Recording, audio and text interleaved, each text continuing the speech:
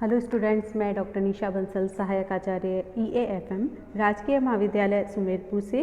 आज के वीडियो में हम बात करेंगे बीकॉम प्रथम वर्ष के लिए प्रश्न पत्र प्रथम व्यावसायिक अर्थशास्त्र। आज का अपना टॉपिक है मजदूरी। तो आइए स्टार्ट करते हैं। आज हम इस टॉपिक में देखेंगे मजदूरी का अर्थ क्या है, मजदूरी की परिभाषा क्या होती है और मजदूरी के प्रकार के बारे में हम बात करते हैं। तो आइए स्टार्ट करते हैं मजदूरी के अर्थ से। सामान्य रूप से मजदूरी यदि हम बात करें तो ये कहा जाता है कि किसी भी श्रमिक को जो भी वो अपना शारीरिक श्रम कर रहा है उसके बदले में जो भी पुरस्कार उसको दिया जाता है वो मजदूरी कहलाता है। ये हम पहले बात कर चुके हैं कि उत्पत्ति के प्रत्येक साधन को उत्पादन कार्यों में अपना सहयोग प्रदान करने के लिए कुछ पुरस्कार स्वरूप मिलता है। जैसे कि भूमि को लगान के रूप में पुरस्कार मिलता है, पूंजीपति को ब्याज के रूप में पुरस्कार मिलता है। इसी प्रकार से श्रमिक को जो प्राप्त होता है, साहसी के लिए लाभ प्राप्त होता है। पिछले वीडियो में हम लाभ के बारे में बात कर चुके हैं डिटेल में। तो इसी प्रकार से एक श्रमिक को या मजदूर को अपने श्रम के बदले में जो पुरस्कार प्राप्त होता है वो मजदूरी कहलाता है। तो यहाँ पर आप ध्यान दीजिए, मजदूरी होती क्या है वास्तव में। यदि हम बात करें तो मजदूरी राष्ट्रीय लाभांश का वह भाग होता है जो श्रमिक को उसके श्रम के बदले में दिया जाता है। इस प्रकार मजदूरी एक प्रकार का पुरस्कार है जो मनुष्य के परिश्रम के बदले में दिया जाता है। तो इस प्रकार से हम मजदूरी की बात करें तो एक व्यक्ति के परिश्रम के बदले में, एक श्रमिक के परिश्रम के बदले में उसे जो पुरस्कार दिया जाता है वो मजदूरी कहलाता है। और ये मजदूरी प्रति घंटा के आधार पे हो सकती है, प्रति दिन के आधार पे हो सकती है, समय अनुसार दिया जा सकता है कि मंथली दे दिया आपको, वीकली दे दिया उसे। तो इस प्रकार से समय अनुसार, समय के अकॉर्डिंग उसे दी जा सकती है, या उसका भुगतान मुद्रा में या वस्तु में, मुद्रा के रूप में भी मजदूरी का भुगतान किया जा सकता है, वस्तुओं के रूप में मजदूरी का भुगतान किया जा सकता है, अथवा मुद्रा और वस्तु दोनों के रूप में भी मजदूरी का भुगतान किया जा सकता है। तो इस प्रकार से एक श्रमिक को जो भी उसका श्रम के बदले में प्रतिफल दिया जाता है मजदूरी कहलाता है। तो मजदूरी के अर्थ के पश्चात हम बात करते हैं मजदूरी की परिभाषा के बारे में। मजदूरी की परिभाषा, यहाँ पर प्रोफेसर बेनहम की परिभाषा के बारे में हम विचार करेंगे। तो प्रोफेसर बेनहम के अनुसार मजदूरी मुद्रा की उस राशि को कहा जाता है जो एक मालिक या नियोक्ता किसी श्रमिक को एक समझौते के अनुसार उसकी सेवाओं के लिए देता है। तो बेनहम यहाँ पर अपना मत प्रकट करते हैं कि मजदूरी वास्तव में मुद्रा की एक वह राशि है जो एक मालिक या नियोक्ता या स्वामी जो भी है वो किसी श्रमिक को एक समझौते के आधार पर, जो मालिक और श्रमिक के बीच में एक कॉन्ट्रैक्ट है, उस बेसिस पर मालिक द्वारा या नियोक्ता द्वारा उस श्रमिक को जो भी दिया जाएगा नगद में या अन्य किसी भी प्रकार से उसकी सेवाओं के बदले में जो भी पुरस्कार स्वरूप या प्रतिफल स्वरूप प्रदान किया जाएगा वही उसके लिए मजदूरी कहलाएगी। तो इस प्रकार से हम मजदूरी की बात करें तो मजदूरी मानसिक एवं शारीरिक दोनों प्रकार के श्रम की कीमत है। तो यहाँ पर मजदूरी के अंतर्गत सिर्फ शारीरिक श्रम को ही सम्मिलित नहीं किया जाता बल्कि मानसिक श्रम को भी सम्मिलित किया जाता है। यानी कि एक व्यक्ति अपने मानसिक श्रम के बदले में जो कुछ भी प्राप्त करता है वो भी हम मजदूरी में यहाँ पर सम्मिलित करते हैं। मान लीजिए एक अध्यापक, डॉक्टर, वकील या दलाल आदि द्वारा जो भी अपनी सेवाएं दी जाती है वो शारीरिक श्रम ना होकर मानसिक श्रम कहलाता है। इसके बदले में उन्हें जो भी प्रतिफल प्राप्त होता है वो मजदूरी के अंतर्गत सम्मिलित किया जाता है। तो इस प्रकार से बात करेंगे हम मजदूरी। सबसे पहली बात है कि मजदूरी में शारीरिक और मानसिक दोनों प्रकार के श्रम की कीमत है, यानी कि शारीरिक श्रम और मानसिक श्रम दोनों को मजदूरी में सम्मिलित किया जाता है। सेकंड बात आती है विक्रय प्रतिनिधियों तथा प्रबंधकों को मिलने वाला कमीशन, बोनस एवं रॉयल्टी मजदूरी है। यहाँ पर हम बात करें तो विक्रय प्रतिनिधियों को और प्रबंधकों को उनके कार्य के बदले में, उनकी सेवाओं के बदले में जो भी कमीशन, बोनस या रॉयल्टी प्रदान की जाती है वो सारी मजदूरी कहलाती है। नेक्स्ट देखिए आप, मजदूरी का अर्थ श्रमिक, क्लर्क एवं अधिकारी आदि को श्रम के लिए प्राप्त भुगतान है।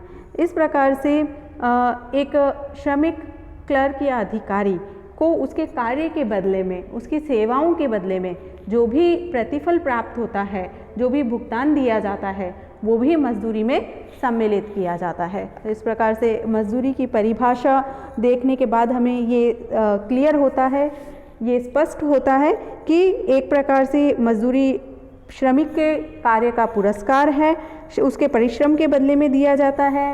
ये किसी भी आधार पर दिया जा सकता है। यहाँ पर श्रम चाहे वो मानसिक श्रम करे या शारीरिक श्रम करे, दोनों ही प्रकार के श्रम को यहाँ हम सम्मिलित करेंगे। साथ ही मजदूरी का जो देने का तरीका है वो सबसे पहले नगद में हो सकता है और वस्तु के रूप में हो सकता है। अर्थात मजदूरी को देने का तरीका किसी भी प्रकार से हो सकता है, नगद में दिया जा सकता है, वस्तु में दिया जा सकता है, या दोनों ही रूप में मजदूरी दी जा सकती है। साथ ही ये जो मजदूरी है वो प्रति घंटे के आधार पे हो सकती है, प्रतिदिन हो सकती है, कोई समय निश्चित है उनका, मंथली हो सकती है। तो ये समय के अकॉर्डिंग जिस प्रकार से उनका अनुबंध है, आपस में समझौता है, उसी प्रकार से इस मजदूरी का भुगतान किया जा सकता है। तो इस प्रकार से ये मजदूरी की परिभाषा हमने यहाँ पढ़ी। मजदूरी की परिभाषा पढ़ने के पश्चात हम देखते हैं मजदूरी के प्रकार। मजदूरी के प्रकारों के बारे में यदि हम बात करें तो मजदूरी के सामान्य रूप से 2 प्रकार बताए गए हैं। पहला प्रकार है नगद या मौद्रिक मजदूरी, नॉमिनल और पहला प्रकार है नॉमिनल और मनी वेजेज। सेकंड प्रकार आता है वास्तविक या असल मजदूरी यानी कि रियल वेजेज। तो आइए स्टार्ट करते हैं, इन दोनों प्रकार के बारे में डिटेल में देखते हैं हम।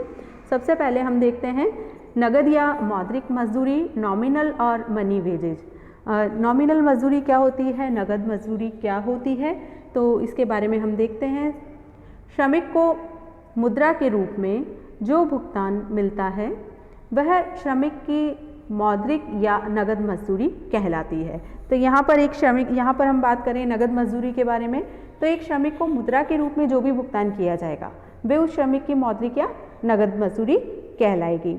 उदाहरण के लिए यदि हम बात करें तो यदि एक व्यक्ति को 5,000 रुपये प्रति माह कारखाने में कार्य करने के लिए प्राप्त होता है तो इसको 5,000 प्रति माह नगद मजदूरी कहा जाएगा।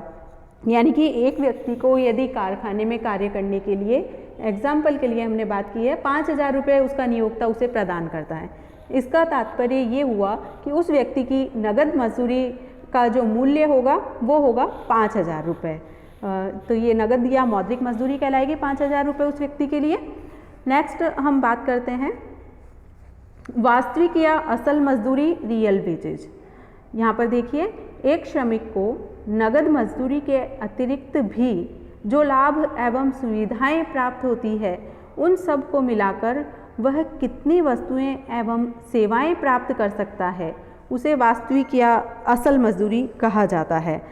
कहने का क्या तात्पर्य हुआ, एक श्रमिक को नगद मजदूरी प्राप्त होती है और उस नगद मजदूरी के अतिरिक्त कुछ एडिशनल अन्य सुविधाएं प्राप्त होती है।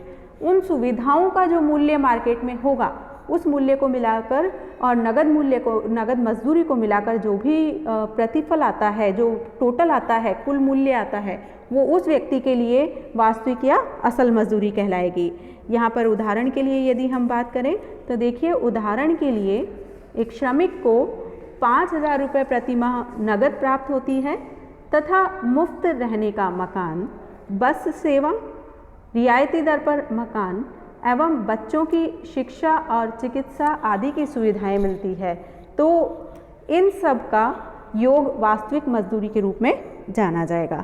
तो यहाँ पर आप ध्यान दीजिए, इसके एक श्रमिक को यदि 5,000 रुपये नगद मिलते हैं और साथ में उसे कुछ अन्य फैसिलिटीज़ भी मिल रही है, जैसे कि मुफ्त रहने का मकान यदि नियोक्ता ने दिया है, बस सेवा के लिए बस सेवा यदि नियोक्ता ने प्रदान की है, ऑफिस से घर आने जाने के लिए किसी प्रकार की बस लगा रखी है नियोक्ता ने, या किसी अदर प्रकार की फैसिलिटी, व्हीकल फैसिलिटी दे रखी है, रियायती दर पर मकान दिया है, या उसके बच्चों की शिक्षा और चिकित्सा से संबंधित कोई सुविधाएं प्रदान की हैं, तो इन सब को योग करने पर जो भी कुल प्राप्त होता है वो उस व्यक्ति के लिए वास्तविक मजदूरी या असल मजदूरी कहलाती है। तो इस प्रकार से ये हमने मजदूरी के दोनों प्रकार देखे। यहाँ पर यदि हम बात करें इन दोनों में मुख्य रूप से जो अंतर है, यह अंतर ये है कि नगद और वास्तविक मजदूरी हमेशा कम या अधिक नहीं होती, फिक्स बनी रहती है। यानी कि मान लीजिए एक श्रमिक को 5,000 रुपये महीने फिक्स वेतन दिया जाता है, तो ये नगद मजदूरी उसके लिए फिक्स बना रहेगा। लेकिन उसको नगद मजदूरी के साथ साथ अन्य सुविधाएं भी दी गई है। रहने का मकान हो सकता है, बस सेवा हो सकता है, रियायती सुविधाएं आदि हो सकती है। तो इन सब सुविधाओं का मूल्य मार्केट में कम या ज़्यादा हो सकता है, क्योंकि अर्थव्यवस्था में कीमतों में कमी और वृद्धि का दौर रहता है, इसलिए इन सब के मौद्रिक मूल्य में भी परिवर्तन हो सकता है। तो यहाँ पर हम ध्यान दें, नगद मजदूरी हमेशा समान बनी रहेगी, स्थायी प्रकृति की होती है, उसमें कोई परिवर्तन नहीं होता। जबकि वास्तविक मजदूरी का मूल्य वास्तव में परिवर्तित हो सकता है, होता रहता है, क्योंकि इन सुविधाओं का मान लीजिए बच्चों की स्कूल फीस का भुगतान कर रहा है और उस फीस में किसी प्रकार की कमी और वृद्धि होती है, तो वो वृद्धि का मूल्य उस असल मजदूरी में जुड़ जाता है। तो इस प्रकार से उसकी पहले की तुलना में मजदूरी में वृद्धि हो गई। यहाँ पर वास्तविक और असल मजदूरी परिवर्तनशील होती है, उनमें स्थिर ये हमेशा स्थिर रहे आवश्यक नहीं है। कहने का तात्पर्य है वास्तविक मजदूरी परिवर्तनशील रहती है। तो यही बेसिकली मुख्य डिफरेंस इनमें है। और साथ ही नगद मजदूरी में सिर्फ नगद पैसा प्राप्त होता है और वास्तविक और असल मजदूरी में नगद मुद्रा के साथ साथ अन्य सुविधाएं भी श्रमिक को प्राप्त होती है। तो बेसिकली ये मुख्य विभिन्नताएं, ये मुख्य अंतर इन मजदूरियों में देखने को मिलता है। तो इस प्रकार से ये मजदूरी के प्रकार हमारे यहीं समाप्त होते हैं। इसी के साथ आज का ये टॉपिक हमारा यहीं समाप्त होता है। Thank you very much.